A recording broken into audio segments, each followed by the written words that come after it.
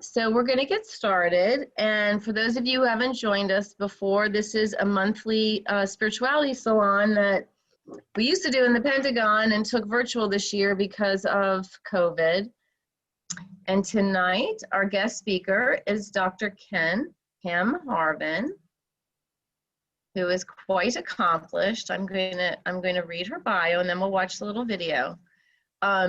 Dr. Kymn has been a change agent nearly all her life, speaking truth to power and helping us move beyond the status quo. In her 25-plus career in state government, corporate America, and academia, Dr. Kymn is focused on nurturing the human spirit.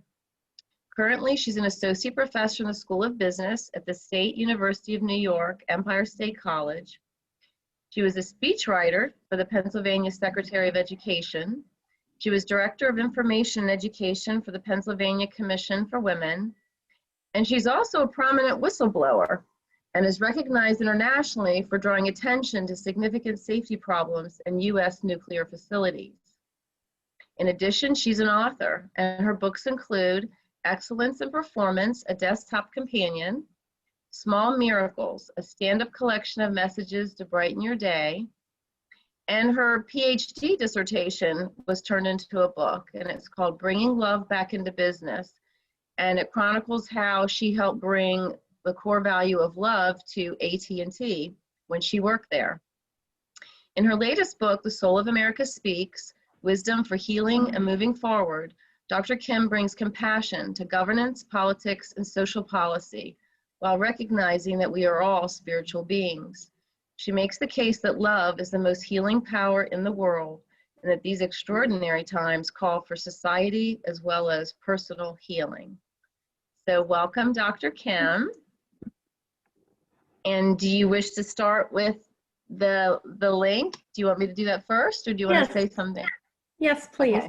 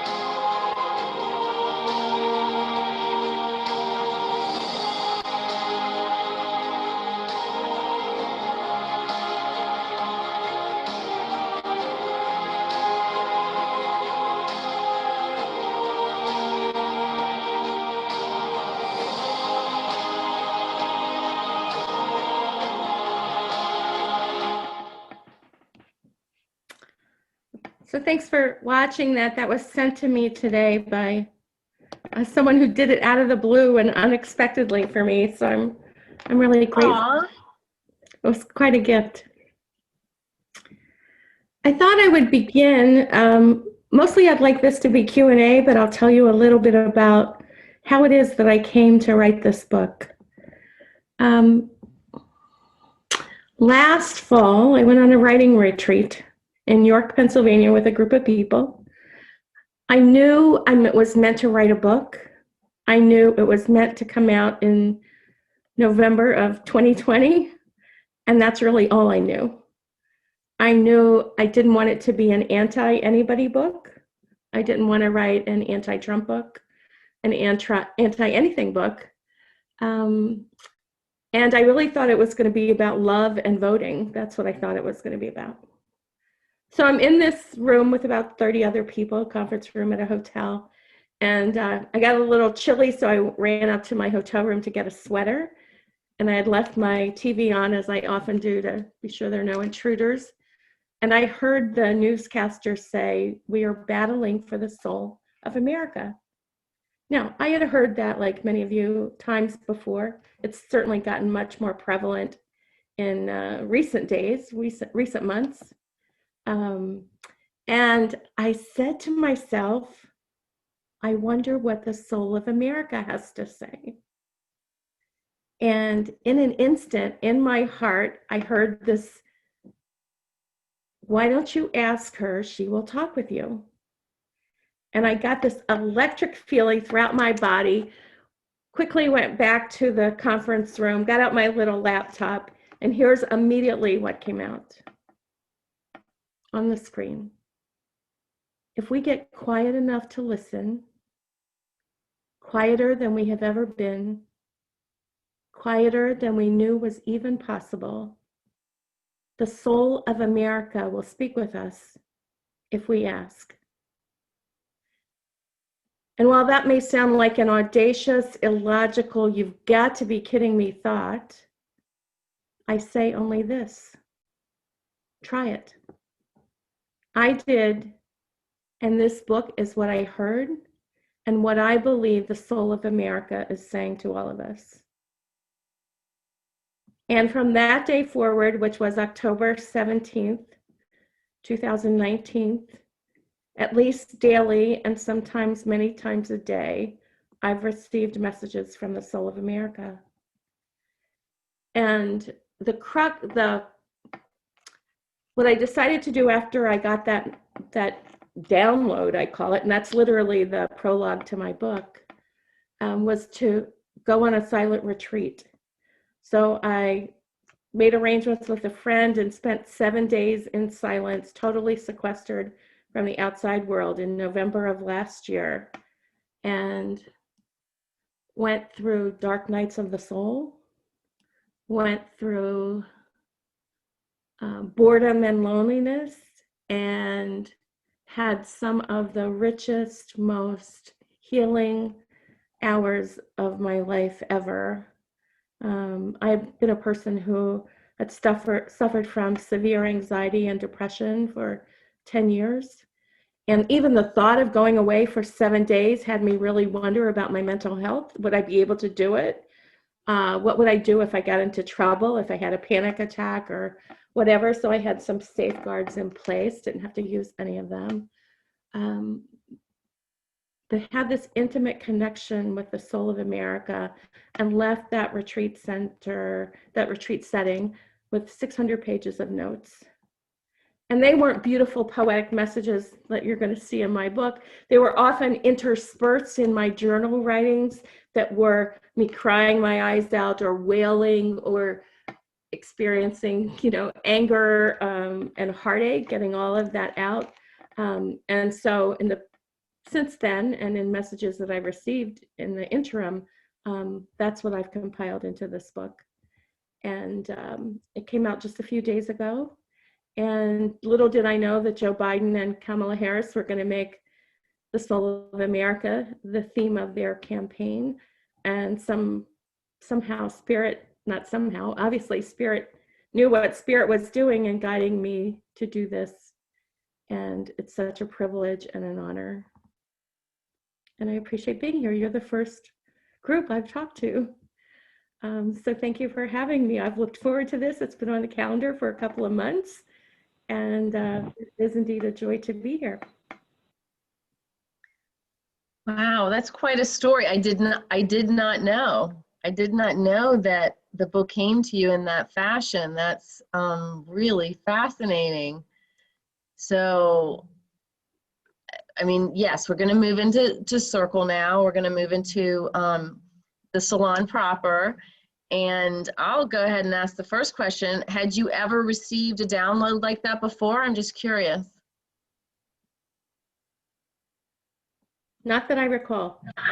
I think I remember in my 20s doing some what I would call automatic writing, and it terrified me. So once I experienced it a couple times, I was like, I don't know what this is, and put it aside.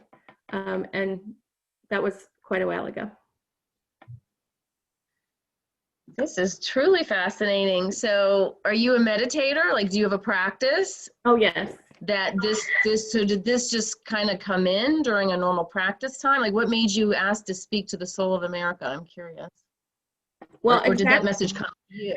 Exactly. I mean, in my hotel room, asking that question and then going back and starting to write. I mean, I was not in some meditative state. I was like racking my brain, trying to figure out what's this book going to be about, and trying all kinds of approaches and all kinds of titles, and then just leaving that space and going to get a sweater and literally hearing that phrase and saying, I wonder what the soul of America has to say.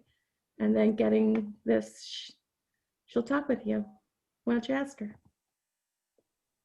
Did it come through in the feminine? Oh, totally.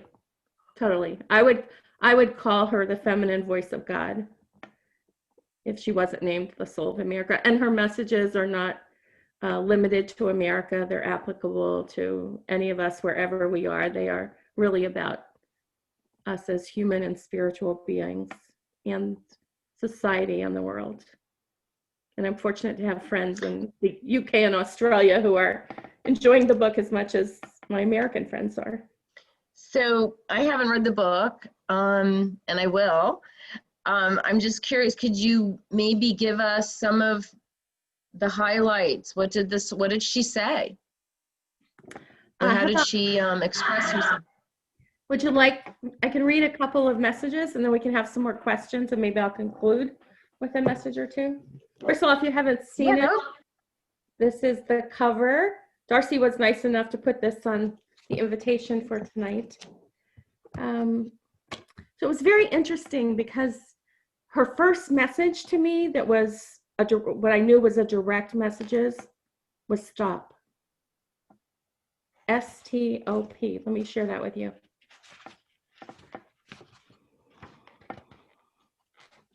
Stop. Just stop. Stop doing so much, racing around so much, amassing so much, worrying so much, fearing so much, fighting so much, complaining so much, destroying so much, denying so much, ignoring so much, wasting so much. You know what to stop. You know. And now I am giving you permission to do what you have long wanted to do and feared you could not. Stop. The world will not come to an end if you stop. In fact, it may begin again, newly. Life begins anew when we stop. Yes, it does. Now, will you stop? So this is fascinating because the world did come to a stop. When did you get that message? Before COVID? I got that message on November 7th of last 2019. Wow. The second Things sure did come to a stop for a lot of people. Sure did. I mean, that's fascinating. I'll just go through a few. I don't have to read them all word for word, but the second message was quiet. You need more quiet in your life. Very little can get through the noise, the constant chatter, the voices in your head, the voices in the media, voices that go on incessantly, often without saying very much. You will be a lot happier and a lot more healthy, and our country will be better off with more quiet, less noise. I long for you to get quiet, to hear your own inner voice of wisdom, of love, of acceptance and gratitude. I long for you to get quiet enough to discover the best way forward. I long for you to get quiet enough to hear my voice. The best ideas, the best solutions are often born out of silence, not shouting matches or debates. It takes courage to get quiet. Shh, quiet. Will you meet me in the quiet?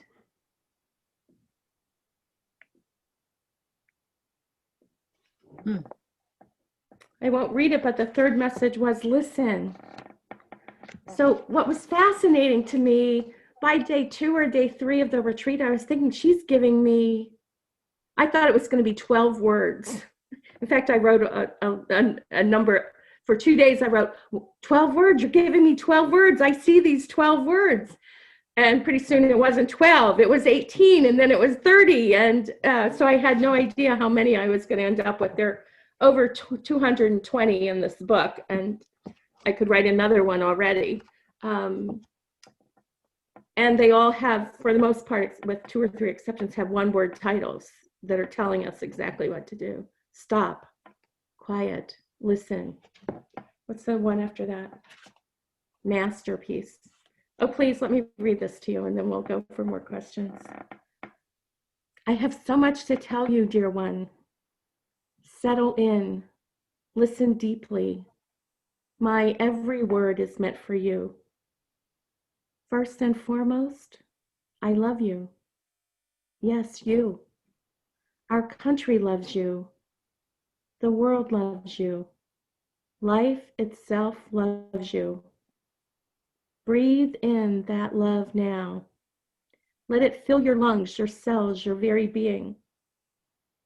I trust you will find words here that you can cling to, words to read aloud, to hear anew the sound of your own voice. Find the words that resonate and come back later to anything that does not. Allow the wisdom to feed your soul and comfort your heart. Use these words to quell your fears, to calm your nerves, to buoy your soul. I am here to help you discover the masterpiece that is you. We will do whatever it takes to have you reach in deep and discover the jewels that comprise you, the very essence that is you. Reach in deeper, far beneath the surface. So much is there to be discovered. Get to know yourself as a masterpiece, created by the Creator as an expression of deepest love. Behold the wondrous way forward. The future is bright. Let us create it together. Are you ready to embrace the masterpiece that is you?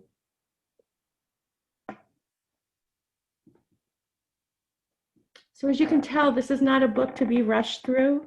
This is not even a book necessarily to be read cover to cover. It's a book to pick up when you want a pearl of wisdom or wrestling with something. There is an index of topics. It's a book meant to be almost like a piece of exquisite chocolate flourless cake, very rich, very rewarding, very deep, and designed really to nurture us as we move forward. Some of the messages, I must say, are slightly in your face, like a little bit of how dare you hold yourself back, how dare you mistreat yourself, how dare you think you are less than you are. So there's a bit of that flavor to it, as well as calling us to really free ourselves. There's a lot of messages in this book about freedom, setting ourselves free. And when I worked at the nuclear power plant where I did blow the whistle many years ago, I started writing a book called Set Yourself Free because I knew that I was trapped. I was trapped in all kinds of ways. I was trapped in a domestic violence situation. I was trapped in low self-esteem. I was trapped in a job that I was really struggling to make a difference in. And I thought if I could write about setting myself free, I might find a way to do that. And so much of the threads of my life are spoken about indirectly through this book. And I'm sure someone asked me once, well, if the Soul of America speaks to me, not meaning me, that person, would her messages be different? And they indeed might. I don't say that, I certainly don't have the soul corner on her voice, and I invite you, each of you, really each of you, Tom, Eric, phone number, whoever you are, I invite each of you to invite the soul of America to speak to you, because that's what she wants. She wants to walk with us through life. That's really what she wants. And I just happen to be the person who has the privilege of making her known.